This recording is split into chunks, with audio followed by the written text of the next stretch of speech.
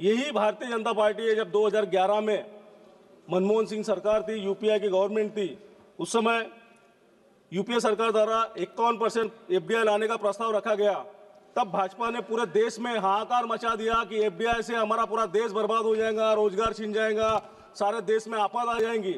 लेकिन आज एफडीआई हर जगह 100% करने का काम एनडीए सरकार कर रही है।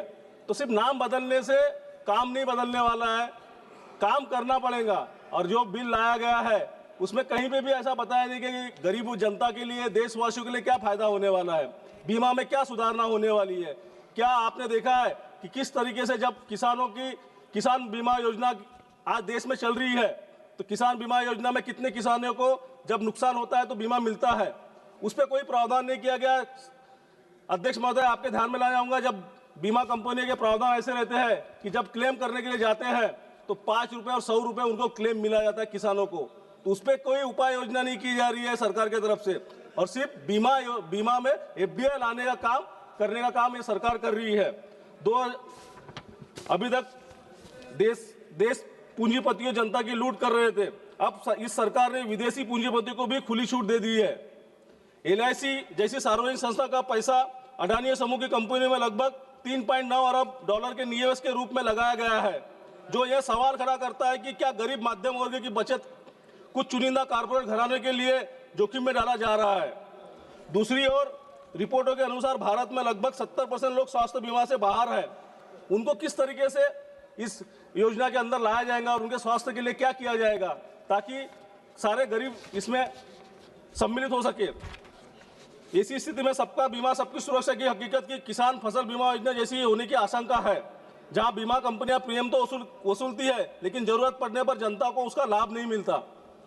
कोरोना महामारी के दौरान आपने देखा होगा अध्यक्ष महोदय, पूरे देश ने देखा है कि इलाज के अभाव में लोग मरते रहे, लेकिन बीमा कंपनियां उस समय कहीं पे भी लोगों के साथ खड़ी दिखी नहीं। उस पर आपने अगर अभी इसके बाद भी अगर ऐसा होता है, सिर्फ 1 मिनट सर, इसके बाद भी अगर ऐसा होता है तो बीमा कंपनियां किस तरीके से लोगों के साथ खड़ा रहने का काम करेंगी। सरकार ने आयुष्मान भारत योजना का यह कहकर लागू की कि हर परिवार को 5 लाख रुपए तक स्वास्थ्य बीमा मिलेगा, लेकिन इस योजना में भी घोटाले सामने आ रहे हैं। लखनऊ में आयुष्मान भारत योजना के तक लगभग 9.54 लाख रुपया घोटाला आया है। Please conclude please. Yes sir. मैं आपसे आपके माध्यम से यही अनुरोध करना चाहूंगा अध्यक्ष महोदय कि जिस तरीके से एफडीआई 100% कर रहे हैं, यूपीए ने तो हमारे गवर्नमेंट ने इंडिया अलायंस से तो उसका विरोध कर ही रही है, लेकिन जिस तरीके से एफडीआई का इन्होंने विरोध किया था और आज यही उस एफडीआई के फायदे दिखा रहे हैं, तो किस तरीके से want to speak honourable finance minister, you want to speak? You calling me for the reply? No. So you have okay. to announce some. Just to let the honorable members know that dinner has been arranged for members in the MP dining first floor of the Parliament House. Members may kindly avail the dinner after 8 p.m. As per your convenience. Thank you, ma'am. Thank you, madam. सभी से एक अनुरोध है माननीय सदस्यगण, आप सब अपना तो बीमा कराए होंगे, कॉन्स्टिट्यूएंसी के लोगों का भी बीमा कराइए। जितना जनता है, जितना ने वोट दिया है, उसमें भी इसको एक बार अवेयरनेस और पेनिट्रेशन हो थोड़ा कराने का कृपा करें। अभी कुछ हमारे माननीय सदस्य बोलेंगे, 2 मिनट में, शार्प 2 मिनट में आपको समाप्त करना है। 2 minute, okay. Shri Hanuman Beniwal ji, 2 minute please. 2 minute में हम तीसरा नाम बुलाएंगे। सर, जिद मत करो, ठीक है, 2 मिनट। थोड़ा प्लीज स्टार्ट।